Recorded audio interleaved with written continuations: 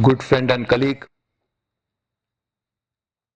and one of our bad star of our Council of Ministers, Mr. Jayant Sinha, our banking regulator as well as an eminent economist, the Governor of Reserve Bank of India, Dr. Rajan, are really speaking the person who brought many of us together.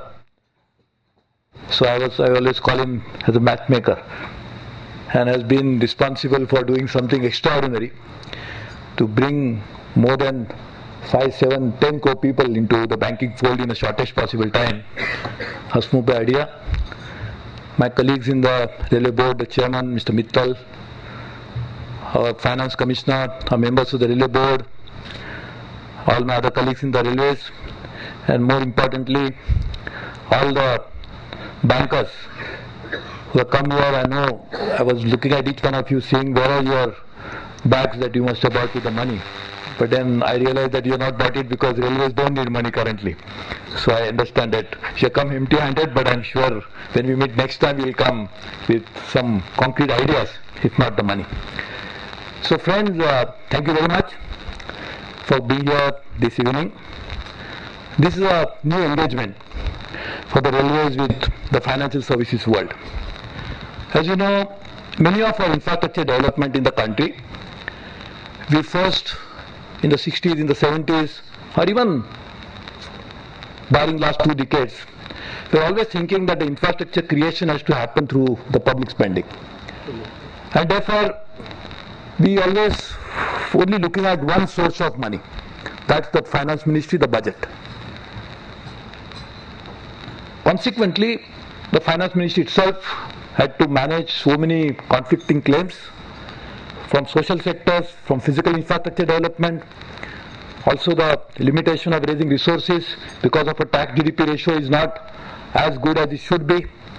The economy again until 91 was not as large as $2 trillion which is now, and consequently we could not find enough resources to put into infrastructure. And rightly so, we decided that we must create infrastructure because that was the inhibiting factor in terms of bringing in growth, and to make that, the resources available with the finance ministry which come from budget allocation was not extraordinary. Therefore, many sectors really decided to find out resources outside of the budget. Some sectors did extraordinarily well, like the power sector. When we introduced a new law in 2003, Electricity Act, we got about almost $300-400 billion of investment into power sector thanks to the liberalization that took place. Roads also got huge investment, ports got investment, airports also got. The railways, unlike the other ministries, is a department of Government of India. And therefore it had a unique characteristic that the Government of India is not a corporatized entity like many others, like NTPC, probably the corporatized entity which generates almost more than 1/3 of the power that is generated in the country. Unlike that, the railways is run by not a corporation. We have PSUs, and I will come to it a little later. But the railway as an entity is run by not by corporation but by the department of the Government of India. And the limitation of that is that because it's department, it's not a corporate entity, it's not even at the arm's length difference between government. So we have to necessarily rely only on one source. We discovered that over a period of time, the projects which were sanctioned and were in various stages of implementation but when they were completed, the cost of those could go into several lakhs of crores. And those projects which were sanctioned were not necessarily sanctioned to generate more revenues for railways, but they were done primarily to take care of some social development needs, which are important, but not important for the country, but was a drain on the railways. And therefore, we had a very serious challenge, and in that context, our Prime Minister decided to focus on railways as an engine of growth. I am very happy that when we presented the first full budget of the new government in last February, we decided to make a break from the past, and we said we'll actually focus on investment into railways. the investment will not be constrained by the fact that how much GBS, the gross budget support we get from the Ministry of Finance, but we'll identify the need that is necessary for railways to invest, and based on that we'll try to find out resources. So it was a completely different approach from the past, that the resources decided the investment pattern, and because the resources are only coming from one source, that's the budget. Also, the budget is a socio-political economic process. So therefore the members of parliament, they had a better say, bigger say in how the allocation should be made. So we decided to make investments based on the needs of railways, and as the railway board chairman told me after the budget, that this is the first budget for the railways. We decided to look at the railway needs and not what is going to be the political fallout, what benefits we'll get, but we decided that railways must benefit. Railways benefit, the country will benefit. And therefore we did that. I'm very happy that we could get resources that were required other than the budgetary resources from institutions like the LIC. LIC agreed to give us 1,50,000 crores in the next 5 years. In fact, now the challenge is how to draw that money. Because the money is available, we need to use that money, we need to spend that money. In fact, my friend, and we are just not talking about how to spend that money in the shortest possible time to kickstart the economy in a big way. So the entire focus was on investment. Investment was not only decided on the basis of available resources from the finance ministry, but on the basis of need that the railway has. And we created a plan which in the next 5 years will have to invest 8,50,000 crores into the railway. This is not a money which are going to borrow everything. The finance ministry gives us 40,000-50,000 crores a year every year as a GPS. They also give us some more money in different contexts to take care of some of our social economic needs. Plus, we did some innovative ways of raising that money. This time we are getting money from a coal ministry, from steel ministry, and we are going to use that money through SPVs, and we are going to do it. So that's another stream of resources. The third stream is from the state themselves. We decided that we'll make a joint venture with the states. As you know, this is the first time that the states have got a much, much larger share into the divisible pool than any time before. And this is a great contribution of this government in terms of achieving our goal of cooperative federalism. So we gave a lot of money to them. The state governments, then we asked them that rather than we taking a decision for you in Delhi, why not we make a special purpose vehicle for each state, one company. That company and central government together will decide the priorities for your state, and that company then can leverage the available resources and implement the projects. So that, I just give a few examples. 18 states have agreed. We are targeting only 18 states, which are targeting actually 19. One state has not agreed, but 18 states have agreed. And why we are out of 89, why we are targeting 19? Because 8 states of Northeast, Himachal, Jammu and Kashmir were not the states which we wanted to use because they are special category states. So normally most of the funding for the states goes from the central government anyway. But other states agreed, and that's going to be another stream of resources that is available for funding. Then some private sector participation. In fact, we already a member electrically here. I don't know whether we get some time, we can tell you about that. We floated 2 RFQs, and we are going to get an FDI of at least, hopefully, not less than $2 billion, at least $2 billion, because the large companies all over the world have participated in it. That's going to be other thing. We have announced only recently, last week, a cabinet approved a proposal for the station development, and we are expecting a huge investment into that, which is completely budget neutral. This entire money will be coming from resources outside of either the border, no exposure to railway balance sheet of any kind, not budgetary exposure or even debt exposure. So we are doing that. And also, of course, we are doing a PPP. There are some port connectivity projects, and there are now, after we announced the 3-4 port connectivity project in the last few months, there are many more companies wanting to come and do that. That is such a great opportunity for railways because the investment is made by a private company. They bring cargo from port to the railways. So our trunk route, which are available for transportation, we get extra revenue. So this is a win-win situation. The evacuation of cargo happens from the port into the main hinterland, and from there we can pick up the cargo, take it to the destination, we get revenue. So it's a win-win situation. In fact, the Konkan Railway managing director is here. The people approached him saying that we got some of the line that we announced in the budget, why don't you give it to us?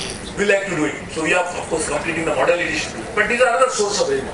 So I think this target of expending money is something which is based on some of the sound ideas which we are trying to implement. We are also awaiting to draw money from multilateral agencies. Our finance minister already announced that he is going to raise infrastructure development fund, which of course much of it will come to the railways if you want to draw it, or IRFC, which is one of the organizing event. They are also raising, every year they may be raising in the next 5 years something like 1 lakh crore, because as they do normally if the tax free bond. So money is not a case. That's why I said I'm happy that you didn't come with the bag, because we have the money. Of course, unfortunately, we cannot give the bag to take the money back, which we can give after 10 years, when the railways will be in surplus. But railways is something which is working on this plan. Railways will play a key role into changing the course of our way that we do business. Because Prime Minister's another very ambitious program, which is a great opportunity for India, is Make in India. If you do not make in India, external balances, and I think I cannot even venture to say anything when such a distinguished economist is here. If you are constantly dependent on imports for many things, you have to import more. Doesn't mean Make in India means you stop importing. But if you manufacture goods in India, the value addition takes place in India in a significant way. That could change the way socio-economic issues in India. More jobs can be created, more blue-collar jobs can be created, and many things. To make that happen, many things have to put in place. But one of the things is the backbone of that will be the logistics. The transportation will play a key role into that. And not just transportation, not just a link of one end to another, but cost of transportation. At the cost of transportation, railways can easily beat the roads. But we can beat them only when we invest into railways. If you invest into roads and at the expense of railways, how can you beat them? So the cost of transportation will be a key component of Make in India issue, which all of you would know. Therefore, we are trying to invest. Again, the other larger issue is that transportation is also the cause of greenhouse gas emission. So if you continue to invest into the road, and then the emission that takes place which is going to pollute the ambient air quality, and then because of that we have to invest another billions of dollars to clean it like the China is doing now, you can imagine what are you going to get. So the net result will be probably we are losing. And therefore railway is far better environment friendly transportation. Therefore we have to make investment in that. So we decided, we have a plan. We are trying to invest into doubling and tripling, where we can decongest the rail network so that we can handle more cargo. The target is to take 1 billion ton cargo capacity to 1.5 billion ton in the next 5 years' time, and also in the process modernize the railway network.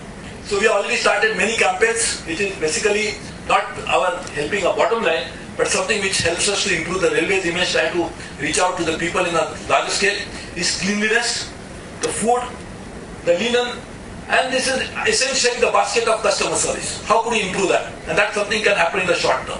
Whereas all the issues that I told you, modernization, augmentation of capacity, decongestion, will take at least 4 to 5 years. I think the German Railway Board and others will tell you more about it. But this is our strategy. So we are going to invest. There is a management of RailTel. We have invested a huge amount of money into the backbone, the optic fiber cable. Now we want to use that and offer better Wi-Fi services. This will increase our bottom line because more revenues will come, and we'll be able to actually use the investment that has been made. So we'll be able to actually capitalize, we will monetize the investment that has gone into that. So we are doing quite a few things of that. One of some of the public sector undertakings which are present here, I'm going to request them a little later once Namita makes a presentation. Of course, I was the head of we have created a new finance cell, which is headed by Mr. Vaidyanigam and Namita. They'll make a presentation. After that, I request each one of you to speak for 5 minutes, because I know dedicated freight corridor, I think that is something which is going to really change the way we do business of railways in India. These 2 corridors, once completed, and hopefully I've given them a very stiff target, I have 3 years to, but if not, at least 4 years for sure, we'll be able to then actually run goods train on timetable, which is something looks like a fancy story today. But this is what will happen.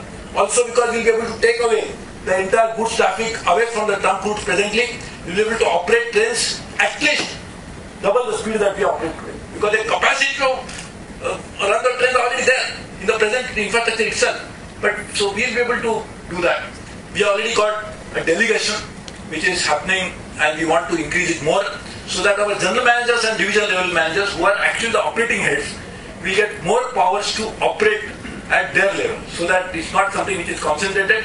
So this is not concentration of economic decision making, which the states and center will do it through decentralized SPVs. Also the decentralized commercial decision making power, which will also happen there.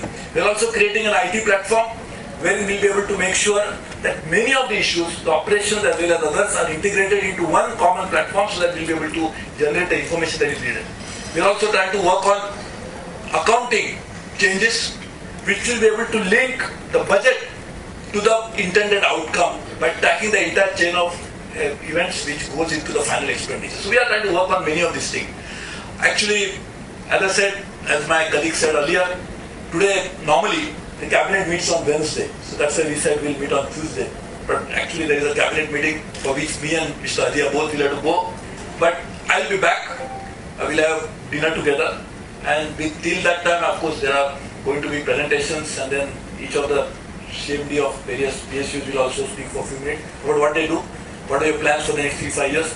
And then there will be an interactive session, and I'm sure we'll be able to meet for dinner together. I thought normally it's the best time to meet the bankers is when we don't need the money, because that's a good time to meet them. And no, normally it's a power real thinking. People say that bankers offer you an umbrella when it is not raining, and they take it away when it rains. So nowadays that problem is not that the bankers cannot be accused of that, because it never rains, so there is not a problem much. But even when it rains, nobody knows, so therefore the bankers cannot be said to be responsible, because they cannot predict, because our weather forecast also cannot predict it properly. But so we don't need umbrella today, but what we need is a relationship, and that's an engagement with the banking system, wherein not necessarily money, but as you know, each one of your businesses, whatever your borrowers are, if the economy grows, the bankers benefit. For economic growth, infrastructure investment is necessary. And infrastructure investment will not be complete unless you make adequate investment to railways. And therefore, railways will spur a growth which, in my opinion, could easily add 2 to 3% over a period of time. And to make that happen, even without not getting money, but your support in terms of giving ideas, which will be extremely important. In fact, that's what I keep telling people. Give us some ideas wherein we can improve our efficiency, operations, and can bring in better results for the railway. So thank you very much for coming. I'll join you a little later. Thank you very much.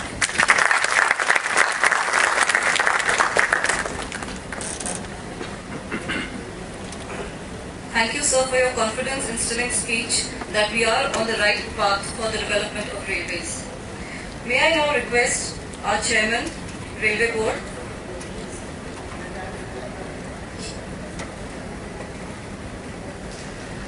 who will now set the agenda for the presentation that will follow.